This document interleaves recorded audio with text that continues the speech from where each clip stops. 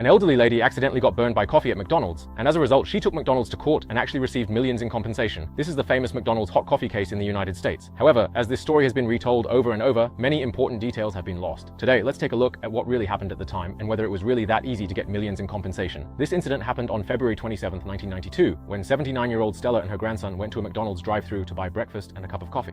After picking up their order, they parked the car in the McDonald's parking lot because there was no place in the car to put drinks. So the elderly lady placed the hot coffee between her legs, intending to open the lid and add cream and sugar. At that time, McDonald's policy was to keep coffee at about 82 to 88 degrees Celsius, a temperature that can cause severe burns in just a few seconds. The moment she lifted the lid, the entire cup of coffee suddenly spilled out, pouring onto her thighs, buttocks, and groin. She happened to be wearing cotton sweatpants, which absorbed a lot of the scalding coffee, resulting in severe burns. After examination, doctors found that 6% of her skin had suffered third-degree burns, and another 16% had minor burns.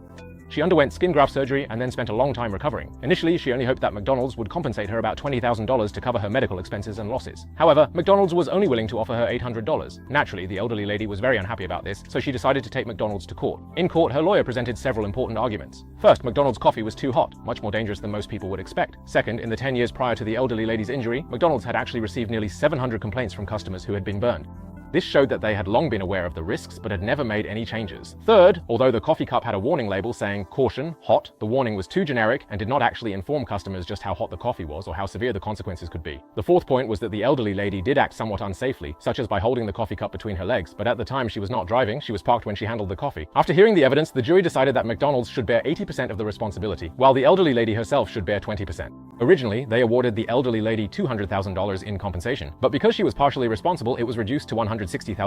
In addition, the jury also ordered McDonald's to pay $2.7 million in punitive damages for the company's gross negligence. Later, the judge felt that this amount was simply too high and reduced it to $480,000. So, in the end, the total compensation the elderly lady received was about $640,000. The case could have continued with appeals, but before that happened, the elderly lady reached a settlement with McDonald's.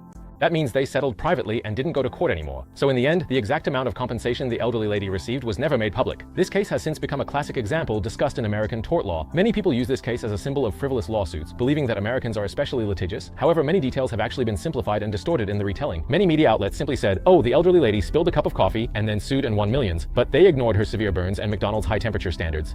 After hearing about this case, do you think the elderly lady was right to sue McDonald's?